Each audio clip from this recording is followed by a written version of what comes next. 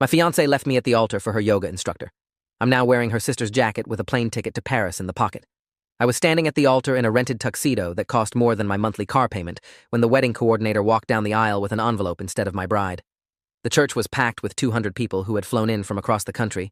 The string quartet was playing Pachelbel's Canon in D for the third time, and Father Michael was checking his watch with increasing concern. The coordinator, a woman named Bethany who charged $3,000 to manage this disaster, handed me the envelope with trembling hands and whispered that Natalie had left this in the bridal suite 20 minutes ago. I opened it standing there in front of everyone and read 7 words written in her perfect handwriting on hotel stationery that said she was sorry, but she couldn't do this, and she was leaving with Damien. Damien was her yoga instructor, the guy with the man bun and sleeve tattoos who she'd been taking classes from for 6 months and who I'd met exactly twice at studio events where he talked about chakras and energy and didn't make eye contact with me. I stood there holding the note while 200 people stared at me in absolute silence, and the only thought in my head was that I'd told my mother Natalie's obsession with hot yoga was getting weird, and my mother had said exercise was healthy and I should be supportive. I'd been planning this wedding for 14 months with Natalie, who I met in graduate school when we were both getting our master's degrees in business administration. She worked in marketing for a pharmaceutical company, and I was in finance at an investment firm downtown. We moved in together after a year, got engaged on a beach in Mexico after 3 years, and spent the last 14 months arguing about centerpieces and invitation fonts and whether we needed a live band or a DJ. Natalie wanted everything perfect because her older sister Olivia had eloped to Vegas 5 years ago, and their mother never let her forget what a disappointment that was. So we were doing the full traditional wedding with the church ceremony and the country club reception and the 5-tier cake and the ice sculpture shaped like swans. I went along with everything because Natalie seemed to care so much, and I just wanted her happy. She started taking yoga classes in January at this studio called Sacred Flow that opened near our apartment. She went 3 times a week at first, then 5 times a week, then twice a day some weeks. She said it helped with her stress from work and wedding planning. I thought it was excessive, but I didn't say much because she seemed lighter and happier than she'd been in months. She talked about her instructor Damien like he was some kind of spiritual guru who understood the universe in ways normal people couldn't comprehend. I met Damien the first time in March when Natalie dragged me to a studio open house event. He was 32 with dirty blonde hair pulled into a bun, full-sleeve tattoos of lotus flowers and Sanskrit phrases, and this way of talking where everything sounded profound but meant nothing. He told me my aura was blocked and I should try his advanced flow class to release the tension I was carrying in my shoulders. Natalie watched him the entire time he was talking to me with this expression I'd never seen on her face before, like she was studying him, memorizing him. I felt uncomfortable and told Natalie on the drive home that her instructor seemed like he was trying too hard. She got defensive and said I was being judgmental and closed-minded, and couldn't I just support something that made her feel good? I dropped it because we were already fighting about whether to serve chicken or fish at the reception, and I didn't have energy for another argument. The second time I met Damien was in May at a charity yoga event in the park that Natalie insisted we attend. He led a group session with 50 people on mats while sunrise happened behind him, and afterward Natalie introduced me as her fiancée like she was embarrassed by the word. Damien shook my hand with both of his hands and said marriage was a beautiful journey if both people were willing to evolve together. I noticed he held Natalie's hand for several seconds longer than necessary when she thanked him for the session. The warning signs were obvious in retrospect, but I was working 60-hour weeks trying to close a major deal before the wedding and barely saw Natalie except when we were addressing envelopes or meeting with caterers. She started staying out later after her evening classes, saying the studio had meditation sessions that ran long. She stopped asking me to come to bed and would stay up watching yoga videos on her laptop with headphones in. When I asked if everything was okay, she said she was just nervous about the wedding and needed space to process her feelings. I gave her space because that's what you do when someone asks for it. I trusted her completely because in 5 years together she'd never given me a reason not to trust her. She was organized and dependable and showed up when she said she would. She remembered birthdays and planned thoughtful surprises and made me feel like I was the most important person in her world. Until suddenly I wasn't anymore, and I didn't even notice when that shift happened. Her sister Olivia called me 3 weeks before the wedding and asked if Natalie seemed different to me lately. I said she was stressed about wedding planning but otherwise fine. Olivia said Natalie had stopped returning her calls, and when they did talk, Natalie seemed distracted and distant. She asked if I thought Natalie was having second thoughts about getting married. I laughed and said Natalie had been planning this wedding for over a year and was obsessed with every detail, so no, I didn't think she was having second thoughts. The wedding was scheduled for Saturday afternoon in June at St. Augustine's Catholic Church, where Natalie's parents got married 30 years ago. The rehearsal dinner was Friday night at an Italian restaurant her mother picked out, and Natalie barely spoke to me the entire evening. She sat at the opposite end of the table talking to her bridesmaids and checking her phone constantly. I asked her twice if she was okay, and she said she was fine, just tired. Her mother gave a toast about how she'd been waiting for this day since Natalie was a little girl playing bride with bedsheets and flowers from the garden. Natalie's father gave a toast about trusting me to take care of his daughter and welcoming me to the family. I gave a toast about how lucky I was to marry someone as amazing as Natalie and how I couldn't wait to start our life together. Natalie didn't give a toast. She said she'd save her words for the wedding day. After dinner, I tried to kiss her goodnight in the parking lot, and she turned her head so I caught her cheek instead of her lips. She said she'd see me at the altar tomorrow and drove away in her car before I could ask what was wrong. I stood there watching her taillights disappear and told myself she was just overwhelmed and everything would be fine once we got through the ceremony. Saturday morning, I got ready at my parents' house with my best man, Kevin, and 2 groomsmen from college. We put on our tuxedos and took shots of whiskey, even though it was only 10 in the morning because Kevin said it was tradition and would calm my nerves. I wasn't nervous about marrying Natalie. I was excited to finally be done with the planning and start our actual marriage. We drove to the church at noon for photos before the ceremony started at 2. The photographer posed us on the steps and in the sanctuary and outside by the gardens while we waited for Natalie to arrive with her bridesmaids. 1 o'clock came and went with no sign of her. The photographer called Bethany the wedding coordinator, who said the bridal party was running a few minutes late, but everything was fine. 1:30 came and Bethany looked less confident. She called Natalie's maid of honor, who said they were at the hotel doing final touches and would be there soon. 1:45 came, and Father Michael suggested I wait in his office instead of standing around in the sanctuary, where early arriving guests were starting to take their seats. I sat in a leather chair surrounded by books about theology and told myself this was normal wedding day chaos, and Natalie would show up any minute laughing about some crisis with her dress or hair that seemed important at the time, but wouldn't matter once we were married. 2 o'clock arrived, and the church was full, and Natalie still wasn't there. Bethany came into Father Michael's office looking pale and said she'd driven to the hotel to check on the bridal party herself. The suite was empty. Natalie's dress was hanging in the closet still in its garment bag. Her makeup was laid out on the bathroom counter untouched. Her bridesmaids were gone and not answering their phones. There was an envelope on the bed with my name written on it in Natalie's handwriting. Bethany handed me the envelope and left the office while I opened it. Inside was a single piece of hotel stationery with 7 words that ended my engagement and started whatever this nightmare was becoming. The note said she was sorry, but she couldn't marry me, and she was leaving with Damien to figure out what she really wanted from life. She said I deserved someone who was certain, and she wasn't certain anymore. She said she hoped I could forgive her someday, but she understood if I couldn't. She signed it with just her initial like we were business associates, instead of people who'd spent 5 years building a life together. I read the note 3 times trying to make the words mean something different than what they obviously meant. Father Michael knocked on the door and asked what I wanted to do about the 200 people waiting in the church. I told him the truth because lying seemed pointless. I walked out to the altar alone and stood there while Bethany handed me the envelope so everyone could witness my humiliation together. The church erupted into chaos immediately after I read the note out loud. Natalie's mother screamed, and her father had to physically restrain her from running out to her car to go find Natalie and drag her back.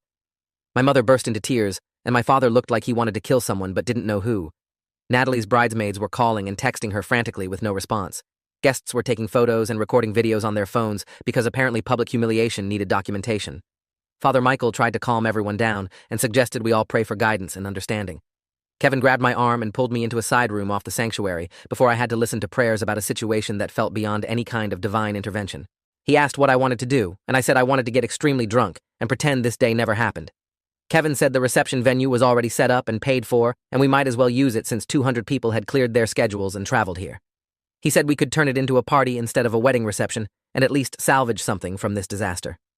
I agreed, because the alternative was going home to the apartment I shared with Natalie and seeing all her things and the wedding presents stacked in our spare bedroom and the framed engagement photos on the walls. We announced to the church that we were moving the gathering to the country club as planned, but it would now be a party instead of a reception. Most people came, probably out of morbid curiosity or pity, or because they were hungry, and the country club had already prepared dinner for 200. The ballroom looked exactly like Natalie had planned it, with white roses on every table and string lights hanging from the ceiling and place cards with everyone's names in calligraphy. The DJ played music, but nobody danced. People clustered in groups, whispering and staring at me while I sat at what should have been the head table with Kevin and my groomsmen. Natalie's parents left after 20 minutes, her mother still crying and her father looking 10 years older than he had that morning. My parents stayed but kept their distance like they didn't know what to say to me. The bartender made me a drink that was supposed to be for toasts, but I drank it in 3 long swallows and asked for another. Kevin suggested I slow down, but I told him this was my almost wedding party and I'd drink however much I wanted. The 5-tier cake sat untouched on a table by itself because cutting it required a couple, and I was suddenly very single and very publicly humiliated. Olivia showed up at the country club an hour into the party wearing jeans and a leather jacket instead of the bridesmaid dress she was supposed to wear in the ceremony. She walked straight to my table and sat down without asking permission. She looked furious in a way that made her beautiful in a sharp, dangerous way I'd never noticed before. She said she'd been trying to call Natalie for 2 hours with no answer, and she wanted me to know she had no idea this was going to happen. She said if she'd known Natalie was planning to bail, she would have locked her in a room until she came to her senses, or at least told me privately, instead of letting me find out in front of 200 people. I believed her, because Olivia had always been straightforward and honest in a way Natalie sometimes wasn't. Where Natalie calculated and planned and controlled every detail, Olivia acted on instinct and said what she meant without filtering. She asked if I was okay, and I said no, obviously not. I'd just been left at the altar for a yoga instructor with a man bun. Olivia said Damien was a pretentious fraud who probably couldn't even spell chakra correctly. She said Natalie had lost her mind and thrown away the best relationship she'd ever had for some midlife crisis fantasy that would implode in 6 weeks. I asked how she could be so sure it would implode, and Olivia said because she knew her sister and Natalie always ran away when things got real and serious and permanent. She said Natalie had done the same thing in college when she got accepted to medical school, but dropped out after one semester because she panicked about the commitment. She said Natalie sabotaged every good thing in her life right before it became something she couldn't escape from. We sat there drinking while the party slowly emptied out around us. People kept approaching to offer condolences like someone had died instead of just ruining my life and disappearing with a yoga instructor. Kevin eventually left with the groomsmen after making me promise I wouldn't drive home. My parents came over to say goodbye, and my mother hugged me for a long time without speaking. My father said he'd always thought Natalie was flighty, but he'd hoped she'd grown out of it. They left, and it was just me and Olivia sitting at a table surrounded by white roses and empty chairs. She asked where I was planning to sleep tonight, and I said probably the apartment, even though the idea of going back there made me want to throw up. She said she had a hotel room booked for the wedding weekend, and I could crash there if I didn't want to be alone. I said that was probably a good idea since being alone sounded dangerous, given my current mental state and alcohol consumption. We gathered my things, and she drove us to her hotel in her car because I was in no condition to drive anywhere. The hotel was nice, one of those boutique places downtown with exposed brick and modern furniture. Her room had a king bed and a couch and a minibar that I immediately raided for more alcohol, despite Olivia's protests that I'd already had enough. I woke up on Sunday morning on the hotel couch with a blanket over me and sunlight stabbing through the windows directly into my eyes. My head felt like someone had taken a hammer to it repeatedly, and my mouth tasted like I'd been chewing on pennies. Olivia was sitting on the bed drinking coffee and scrolling through her phone. She looked up when I groaned and said good morning with absolutely no sympathy in her voice. She handed me a bottle of water and 2 aspirin and told me to take them before I tried to speak. I swallowed the pills and drank the entire bottle of water in one go. She asked if I remembered everything from last night, and I said unfortunately, yes.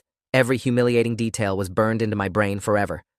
She said her phone had been blowing up all morning with texts from family and friends who'd been at the wedding. Natalie's mother had apparently sent a group text to every relative saying Natalie had made a terrible mistake, but would come to her senses soon and we'd reschedule the wedding. I laughed because the idea of rescheduling after what she'd done was absolutely insane. Olivia agreed and said her mother lived in denial about everything, including the fact that Natalie was clearly having some kind of breakdown or affair, or both. I checked my own phone and found 37 text messages, 19 missed calls, and 12 voicemails. Most were from friends and co-workers who'd heard what happened and wanted to make sure I was okay.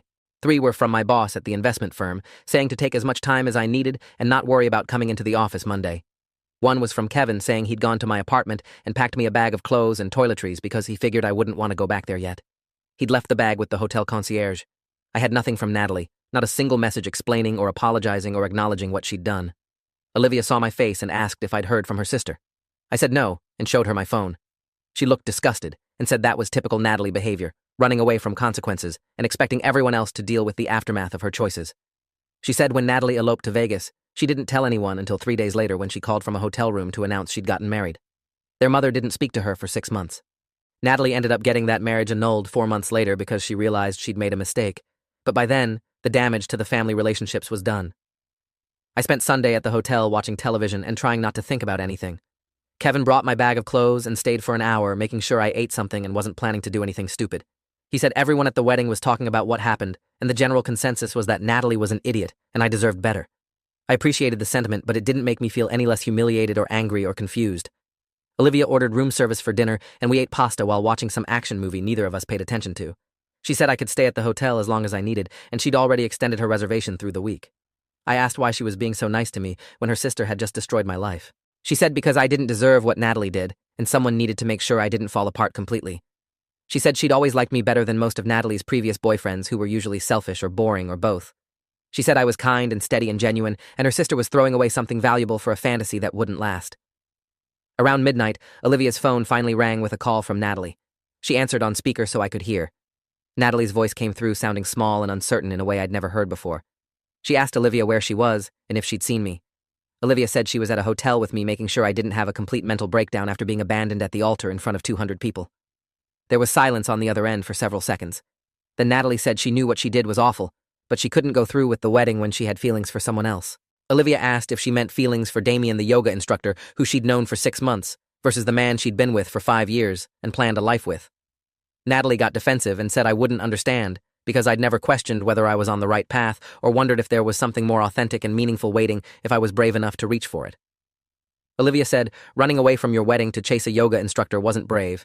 It was cowardly and cruel and selfish. She said I deserved an explanation and an apology at minimum. Natalie said she couldn't talk to me yet because she needed time to figure out her feelings. Olivia said she'd had plenty of time to figure out her feelings before she left me at the altar, and maybe she should have used some of that time to break up with me privately instead of publicly humiliating me.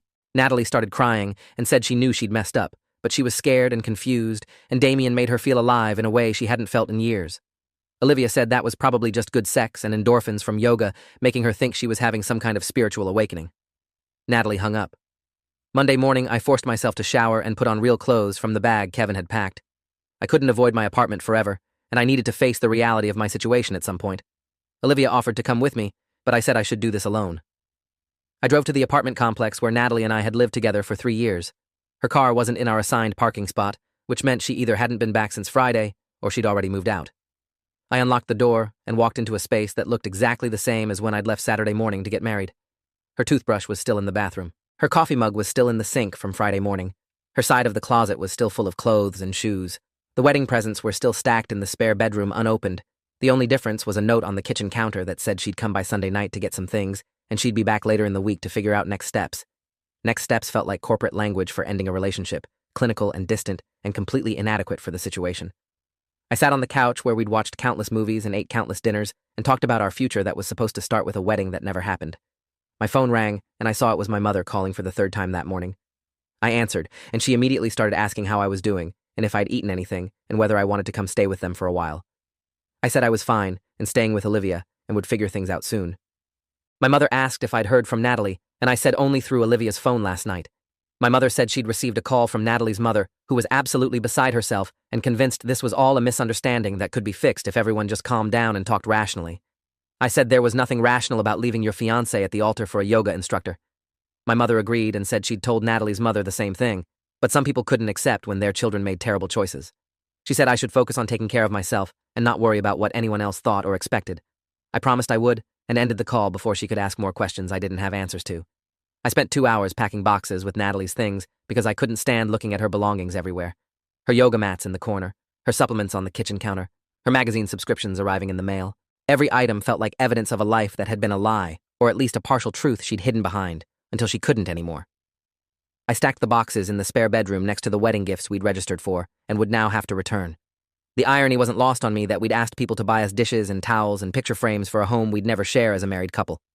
I went back to the hotel, exhausted and emotionally drained from spending time in an apartment that felt haunted by a future that wouldn't happen. Olivia took one look at my face and ordered pizza and put on a comedy special without asking what I needed. She'd worked remotely from the hotel all day doing something with graphic design that I didn't fully understand. She said she'd gotten 15 messages from family members asking for updates on Natalie and me. She'd ignored all of them because she wasn't a messenger service for her sister's mess. I appreciated her loyalty more than I could express. We ate pizza, and I laughed at jokes I didn't really find funny, but made the effort because Olivia was trying to help, and I didn't want to be completely miserable company. Around 10 that night, my phone buzzed with a text from an unknown number. I opened it and saw a photo of Natalie and Damien sitting at an outdoor cafe in what looked like a European city based on the architecture. They were holding hands across the table and smiling at each other like they were the only 2 people in the world. The text below the photo said they'd arrived in Paris that morning, and Damien was showing her what it meant to truly live in the moment. Paris. They'd gone to Paris, the city we'd talked about visiting on our honeymoon, the city where I'd planned to take her after the wedding, the city that was supposed to be our romantic adventure together. Except now, she was there with a yoga instructor who talked about chakras and energy while I was sitting in a hotel room eating pizza with her sister. I showed Olivia the text and photo without saying anything because words felt insufficient for the level of betrayal and rage I was experiencing. Her face went completely still and cold in a way that made her look dangerous. She took my phone and read the message 3 times. Then she called Natalie immediately with no warning. Natalie answered, sounding happy and relaxed, and completely oblivious to how insane this entire situation was. Olivia didn't give her a chance to speak before unleashing.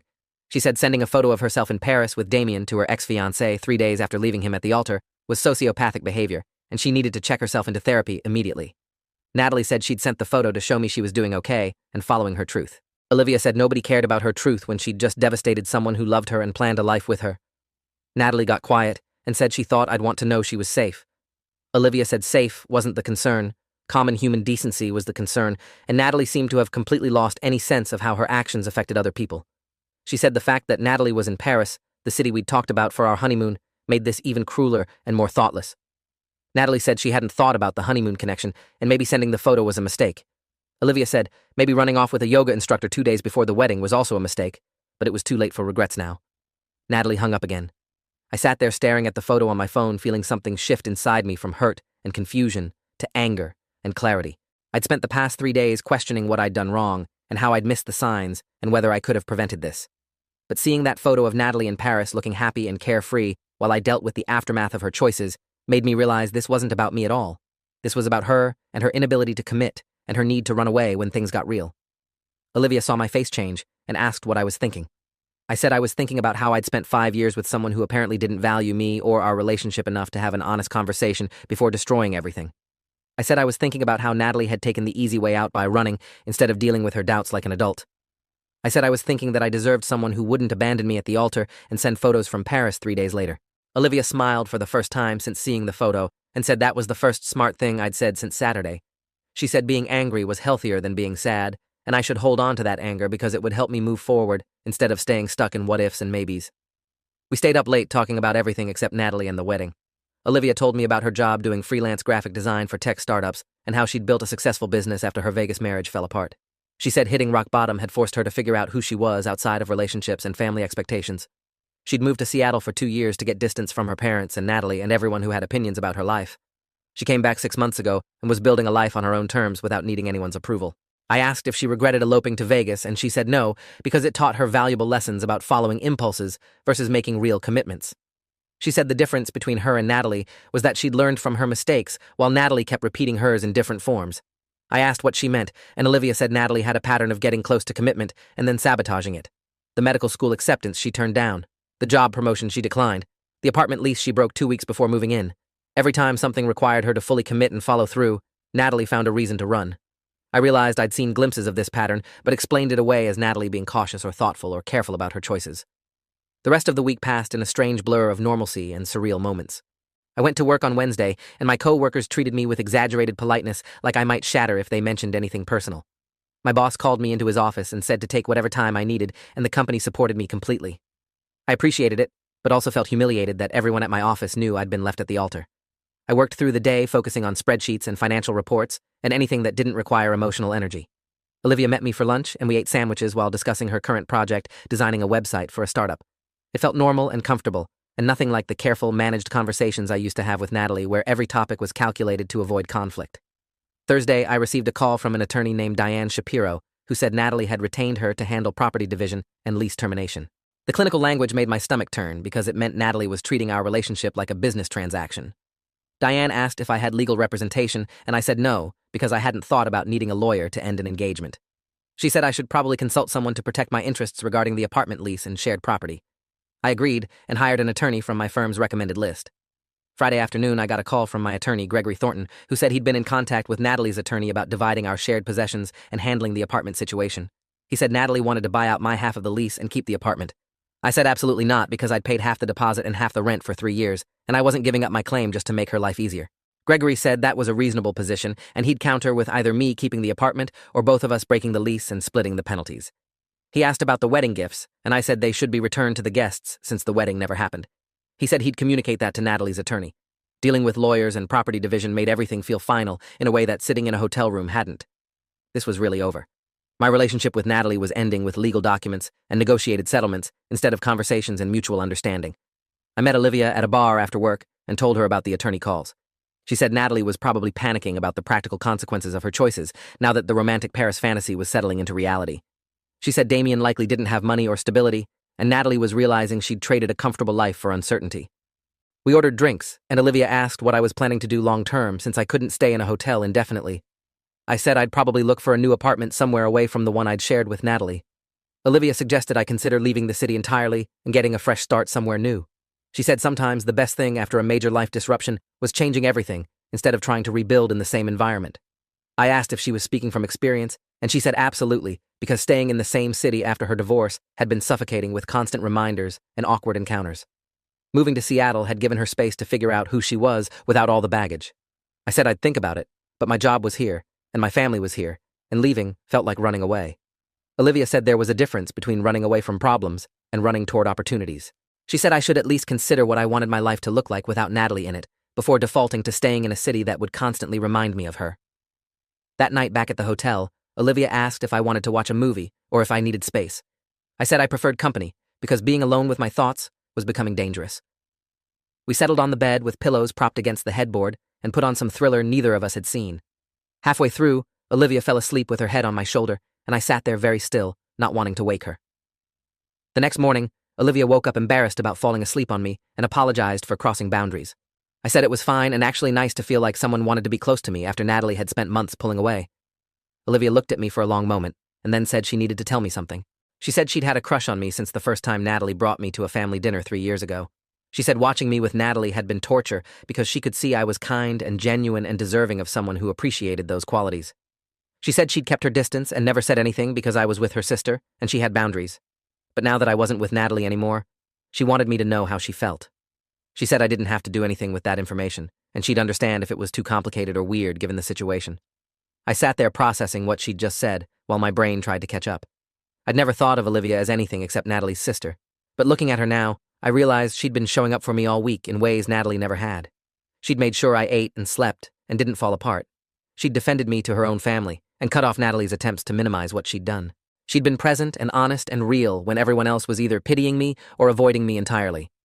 I asked Olivia if she was sure this wasn't just proximity and emotion making her feel things that wouldn't last past this weird week. She said she'd been sure for 3 years and had never acted on it because of the situation. She said if I needed time to process or wanted her to back off, she would absolutely respect that. I said I didn't want her to back off because being with her felt natural in a way being with Natalie never quite had. Even at our best moments, Natalie and I had required constant management and careful navigation of her moods and needs. With Olivia, conversation flowed easily and silence felt comfortable, and I didn't have to monitor everything I said to avoid conflict. Olivia smiled and said we should probably take things slowly given the circumstances. I agreed, because jumping into something new days after my engagement ended seemed unwise. But I also reached for her hand and held it, because slow didn't mean not at all. We spent the weekend together not defining what we were doing or putting labels on anything. We got coffee and walked around the city and talked about everything from childhood memories to career goals to what we wanted from life. I learned things about Olivia I'd never known despite seeing her at family events for years. She'd backpacked through South America after college. She played guitar and wrote songs she never performed for anyone. She'd been in therapy for 2 years working through family trauma and relationship patterns. She was funny and smart and direct in ways that felt refreshing after years of Natalie's careful image management. Monday morning, I met with Gregory Thornton to discuss the settlement proposal from Natalie's attorney. They were offering me $15,000 to buy out my share of the apartment lease and claiming half the furniture since we'd acquired most of it together. Gregory said it was a fair offer financially, but I should make sure I was comfortable with it emotionally, since giving up the apartment meant giving up any remaining connection to Natalie. I said I wanted the apartment gone, and the furniture gone, and every reminder of our life together gone, because I was building something new. Gregory said he'd accept the offer with the stipulation that I keep a few specific items, including my desk and my grandmother's china, that Natalie had never liked anyway. We finalized the agreement and signed papers that officially ended my legal ties to Natalie. Walking out of Gregory's office felt like closing a door on 5 years of my life. It should have felt sad, but instead felt like relief and possibility. I called Olivia and told her it was done. She said we should celebrate and suggested dinner at this French restaurant she'd been wanting to try. I said French sounded perfect, and maybe we could pretend we were in Paris instead of dealing with the aftermath of Natalie actually being in Paris. Olivia laughed and said she liked the way I thought. Dinner that night was the first time being with Olivia felt like an actual date instead of friends supporting each other through crisis. She wore a dress and heels, and I wore a suit, and we sat across from each other at a small table drinking wine and talking about the future. I told her about the idea she'd planted about leaving the city and starting fresh somewhere new. I said I'd been researching opportunities in other markets and found several positions at investment firms in different cities. Olivia asked where I was considering, and I listed 3 options including Seattle where she'd lived before. She got very still and asked if I was serious about Seattle. I said I was serious about going somewhere that didn't have memories of Natalie around every corner. I said Seattle seemed like a good option professionally and personally if she was interested in going back. Olivia said she'd been thinking about leaving her parents' city again because being here after everything with Natalie felt claustrophobic. She said if I was seriously considering moving, she'd be interested in exploring that together. I reached across the table and took her hand and said I was very seriously considering it. We finished dinner and walked back to the hotel holding hands like we'd been together for years, instead of days. Back in the room, Olivia kissed me for the first time, and it felt completely different from kissing Natalie. This felt easy and right, and like something that had been building for longer than either of us wanted to admit. The next 2 weeks moved quickly as I wrapped up loose ends and prepared for major changes. I gave notice at my firm, and they were surprisingly supportive about my decision to relocate. My boss said he understood needing a fresh start and would provide excellent references. I interviewed remotely with 3 firms in Seattle and received offers from 2. I accepted the position with the better compensation package and more interesting portfolio. Olivia started reaching out to her Seattle contacts about freelance opportunities and apartment options. We decided to move together, but get separate places at first to give ourselves space and not rush into anything too serious too fast. My parents were confused about my decision to move across the country weeks after my wedding fell apart. My mother asked if I was running away, and I said no, I was running towards something better. She seemed to understand and said she trusted my judgment. Natalie's mother called me crying and begging me to talk to Natalie, who was apparently having doubts about Damien in Paris and her entire life. I said I wasn't interested in talking to Natalie, and she should handle her doubts with her yoga instructor and her therapist. Natalie's mother said I was being cruel and unforgiving. I said Natalie had been cruel first, and I was just protecting myself from further damage. 3 weeks after the non-wedding, I received a text from Natalie asking if we could talk. I showed Olivia, and she said I should do whatever felt right for me. I decided to call because text conversations could be too easily misinterpreted, and I wanted absolute clarity. Natalie answered, sounding tired and uncertain. She said she'd made a terrible mistake leaving me at the altar and running to Paris with Damien. She said Damien turned out to be exactly what I'd warned her about, pretentious and superficial, and more interested in his image than actual connection. She said they'd fought constantly during their week in Paris, and she'd realized the chemistry she thought they had was just infatuation and yoga endorphins. She'd broken up with him 3 days ago and was staying in Paris alone trying to figure out what to do next. She said she wanted to come home and talk to me about potentially trying again. She said she understood if I was angry, but she hoped I could forgive her eventually, because what we had was real, even if she'd lost sight of it temporarily. I listened to her entire speech without interrupting, and then told her the truth. I said there was no trying again, because I'd moved on completely. I told her about Olivia and how we were moving to Seattle together. Natalie was silent for a long time, and then said I was dating her sister. I said yes, and it was the best decision I'd made in years. Natalie said that was a betrayal, and Olivia had clearly been waiting for an opportunity to steal me. I said Olivia hadn't stolen anything because Natalie had thrown me away first. I said Olivia had been there for me when Natalie ran away, and I wasn't apologizing for finding happiness with someone who actually valued me. Natalie started crying and saying this wasn't how things were supposed to go. She was supposed to have her adventure, and then come back, and I was supposed to be waiting because I always waited for her and accommodated her needs. I said that pattern was over, and she'd have to figure out her life without using me as a safety net. She asked what she was supposed to do now, and I said I genuinely didn't care as long as it didn't involve me. She hung up, and I sat there feeling nothing except relief that the conversation was over. Olivia came out of the bathroom where she'd been giving me privacy and asked how it went. I told her everything Natalie said, and Olivia shook her head, looking disgusted. She said Natalie had always expected the world to revolve around her and couldn't handle when people set boundaries.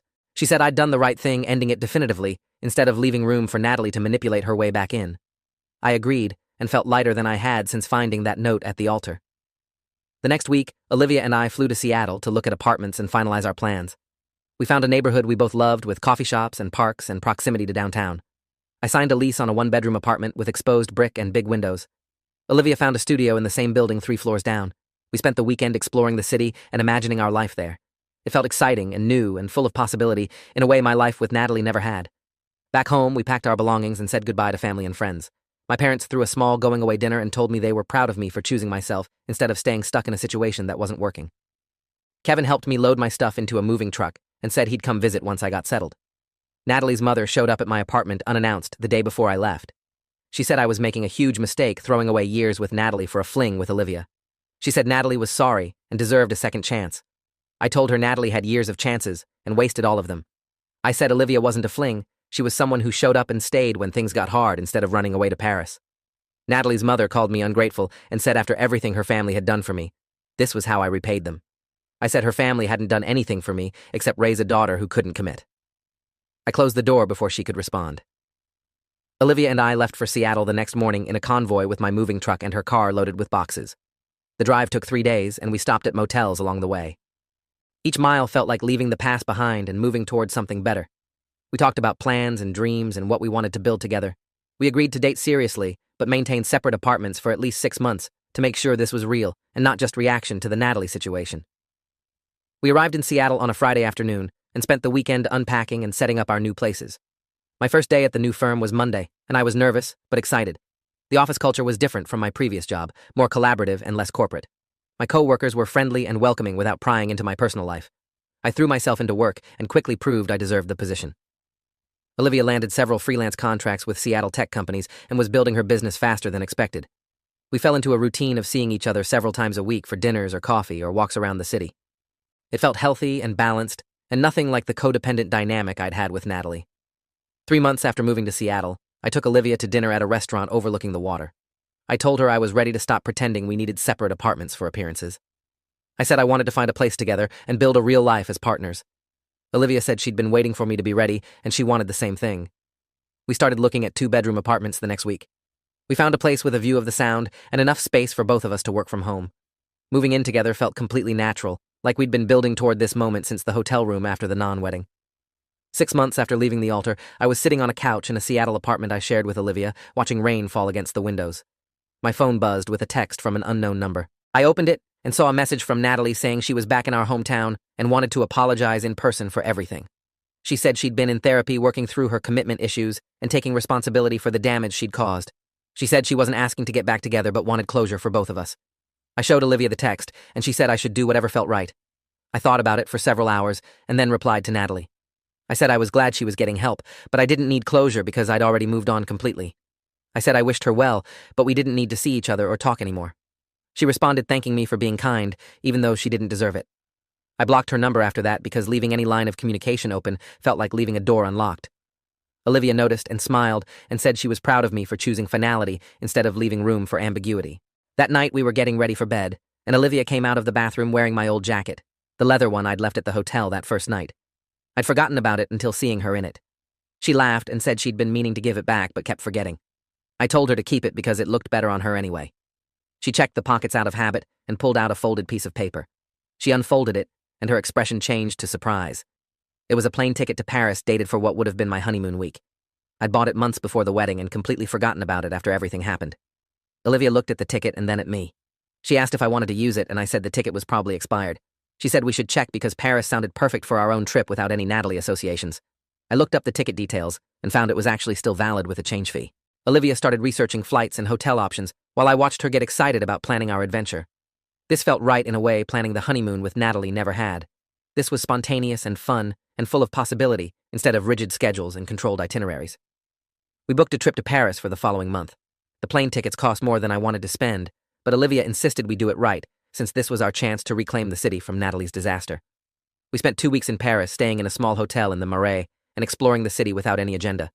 We ate at cafes and walked along the Seine and visited museums and kissed in front of the Eiffel Tower like tourists without shame. It was everything I'd imagined a romantic trip should be, easy and joyful and full of moments I wanted to remember forever. On our last night in Paris, we were sitting at an outdoor restaurant drinking wine and watching people walk by. Olivia reached across the table and took my hand. She said she needed to tell me something important. I got nervous thinking she was about to drop some revelation that would change everything. She said she was in love with me and had been for a long time. She said watching me rebuild after Natalie had shown her exactly who I was, and she wanted to spend her life with someone that genuine and resilient. I said I was in love with her too, and had probably been falling for her since that first night in the hotel when she made sure I didn't completely fall apart. She said we should get married someday when we were ready, and I agreed, because marrying Olivia felt inevitable in the best possible way. We finished our wine and walked back to the hotel, holding hands and making plans for a future that actually felt stable and real. We flew back to Seattle and settled back into our routine, but everything felt different now. We'd said the words and made the commitment, and there was no uncertainty about where this was going. 4 months later, I proposed to Olivia on a Saturday morning in our apartment with no grand gestures or elaborate planning. I just woke up and knew I wanted her to be my wife and asked her while we were drinking coffee on the couch. She said yes immediately, and we spent the rest of the day calling family and friends to share the news. My parents were thrilled and said they'd always hoped I'd end up with someone who treated me well. Natalie's parents didn't speak to either of us, which was fine, because we didn't need their approval or involvement. We planned a small wedding at a courthouse with just immediate family and close friends. No church ceremony, no country club reception, no 5-tier cake or ice sculptures, just us and the people who mattered making a commitment that felt real and lasting. The morning of the wedding, I woke up next to Olivia and felt completely calm. There was no doubt or fear or wondering if this was the right choice. This was the easiest decision I'd ever made. We got married on a Wednesday afternoon with Kevin as my best man and Olivia's cousin as her maid of honor. The ceremony took 15 minutes, and afterward we went to dinner at our favorite restaurant with 12 people who'd supported us through everything. It was perfect in its simplicity and authenticity. A year after the non-wedding, I was sitting in my Seattle apartment with my wife Olivia planning our first anniversary trip. My phone buzzed with a message from Kevin saying Natalie had gotten engaged to some guy she'd been dating for 3 months. He sent a screenshot of her social media announcement with a photo of her and a man I didn't recognize. Olivia looked at the photo and said, Natalie looked the same as always, performing happiness for an audience instead of actually living it. I agreed and deleted the message without responding. Natalie's life and choices had nothing to do with me anymore. I had a career I loved and a wife I adored and a city that felt like home. Getting left at the altar had been the worst moment of my life, but also the catalyst for building something infinitely better. I looked at Olivia curled up next to me, researching restaurants for our anniversary, and felt grateful for every choice that led me here. She caught me staring and asked what I was thinking. I said I was thinking about how wearing her jacket that first night at the hotel had changed my entire life. She laughed and said technically I'd been wearing my own jacket, but she appreciated the sentiment. I corrected myself and said finding a plane ticket to Paris in the pocket of her jacket had changed everything. She kissed me and said some things were just meant to work out when the timing was finally right. Thanks for watching till the end. Make sure to subscribe and like to not miss the next story.